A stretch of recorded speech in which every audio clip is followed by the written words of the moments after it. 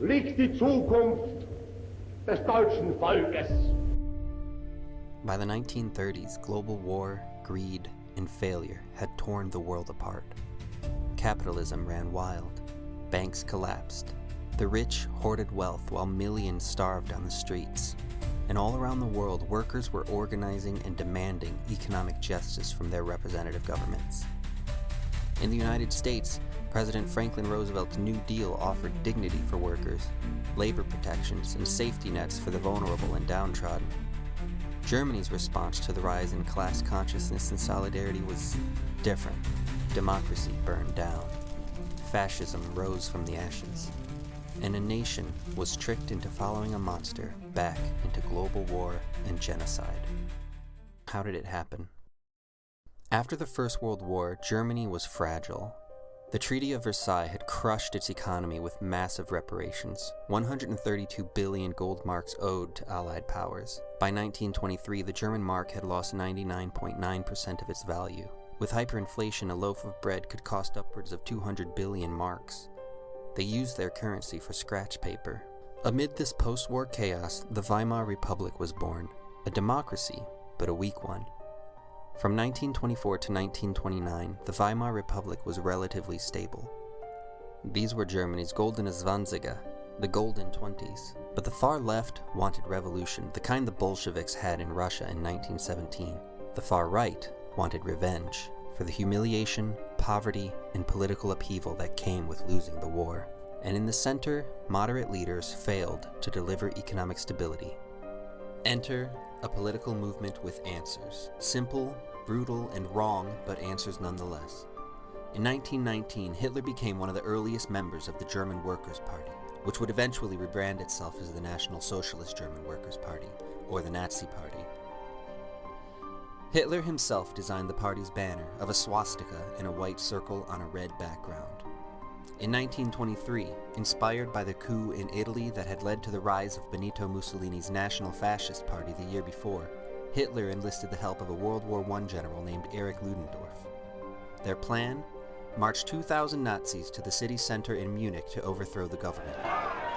2 days after the skirmish between the Nazis and the Bavarian police, Hitler was arrested and sentenced to 5 years of prison. He served 1 year in relative comfort, beginning work on his memoirs, Mein Kampf, before he was pardoned. In 1928, the Nazi Party only received 2.6% of the parliamentary vote. In November of 1932, they received 1/3 of all votes. And although he lost the presidential election that year to incumbent Paul von Hindenburg, Hitler's populist nationalist message was spreading like wildfire. In this man, the wealthy elites saw a powerful weapon, and they meant to aim that weapon right at the heart of the labor class. This wasn't the first time the German capitalists had attacked socialism. About 50 years earlier, in 1878, Chancellor Otto von Bismarck's anti-socialist laws outlawed all socialist organizations, meetings, trade unions. It banned political literature and created a police surveillance state. After Bismarck's dismissal by Kaiser Wilhelm II in 1890 and the repeal of those laws, the Social Democratic Party grew in power, becoming the largest party in the Reichstag by 1912. They advocated for workers' suffrage, social insurance expansion, union protections, as well as peace and anti-militarism. Between 1890 and 1913, German union membership had grown from just 300,000 to over 3 million. After the Great War, SPD leader Friedrich Ebert became Germany's first democratic head of state. Once in charge and fearing a Bolshevik-style revolution, the SPD formed a coalition with moderate parties and conservatives, splitting the socialist movement right down the middle. By 1923, the Socialist Party was seen as too bourgeois by communists, too Marxist by conservatives, and too ineffectual by the disillusioned working class. Today, partisans who want to vilify and discredit socialist thought and distance themselves from Hitler's extreme right-wing ideology still point out that socialist is in the party name. But their party name says far more about the populist image they wanted to project than it says about their actual ideology. One Nazi party leader, Otto Strasser, took the party's name too literally and supported strikes of the socialist trade unions. He also demanded the Nazi Party support the nationalization of industry, which led to a showdown with Hitler in 1930, where the rebellious Strasser refused to submit. Strasser was kicked out of the party. To be perfectly clear, friends, Germany's wealthy elites were not bankrolling a socialist revolution through Hitler, no. They were trying to crush the revolution before it could even begin. And they got what they bargained for, at first. Adolf Hitler was not a fluke. He was not some fringe lunatic who seized power alone. He started off as just another bought and paid for politician with a heavy load of anti-Semitic baggage. When Germany's economy reached its breaking point following the 1929 stock market crash, the corporate and aristocratic elite feared a communist revolution. Tycoons like Fritz Thyssen and groups like the Reichsverband der Deutschen Industrie funded Nazi propaganda and helped legitimize Hitler in elite circles. Following the Nazi Party's loss in the 1932 presidential election, the 1933 industrial petition to President Hindenburg, signed by top business leaders, mostly in industry, finance, and agriculture, along with two influential politicians, Franz von Papen and Alfred Hugenberg, urged that Hitler be appointed chancellor. President Hindenburg reluctantly agreed. Papen, who would go on to become Hitler's vice-chancellor, said, "We've hired him, we can control him." On the night of February 27, 1933, just weeks after becoming chancellor, Hitler seized the moment. The Reichstag parliamentary building went up in flames. Many historians believe the burning of the Reichstag was a Nazi false flag operation, that Hermann Göring or Joseph Goebbels orchestrated the fire to frame the communists, create panic, and justify emergency powers for Hitler. Although it's possible the communist arsonist was acting alone, either way, this was exactly what the Nazis needed. On the night of the blaze, Hitler said, "This is a God-given signal.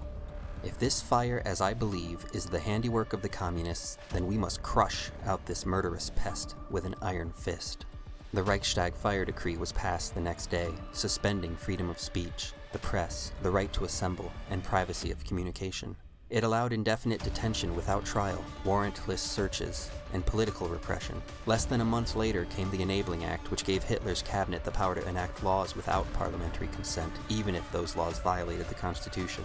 The Socialist Party was the only party to vote against this act, and by June, that party was banned outright.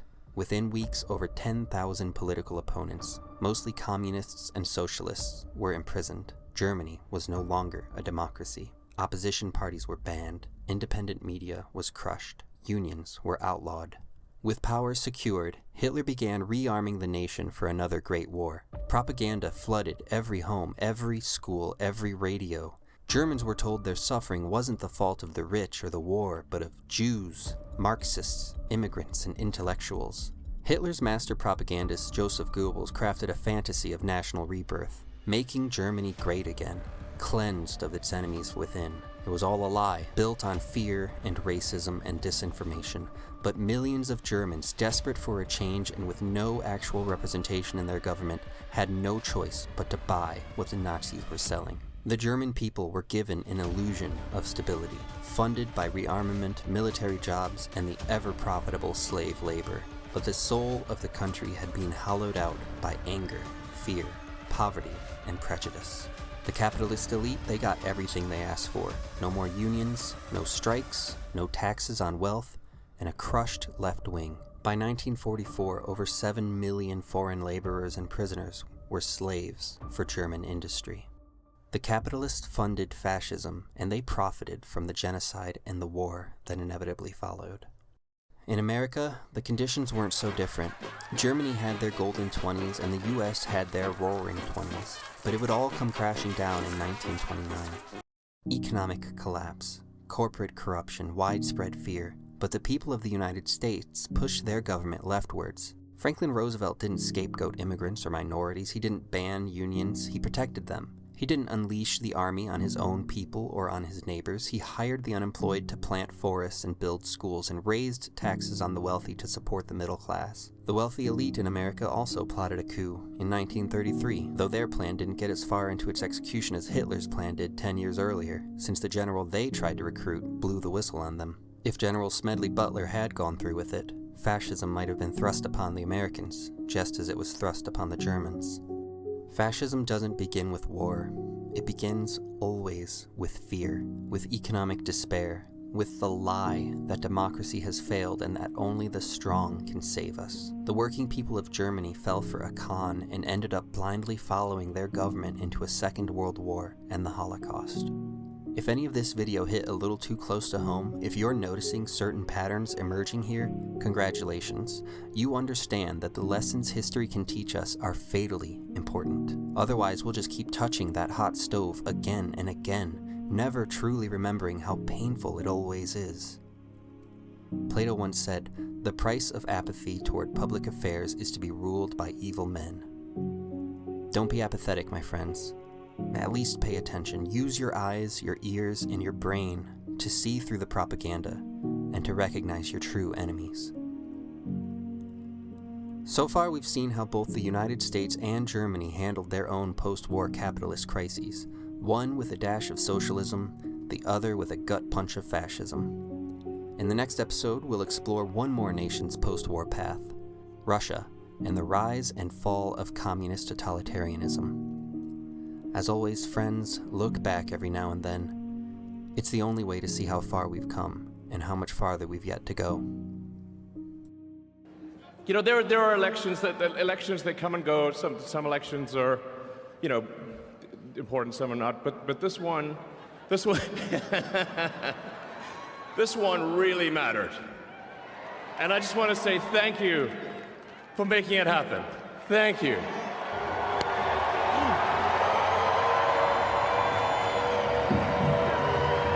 My heart goes out to you.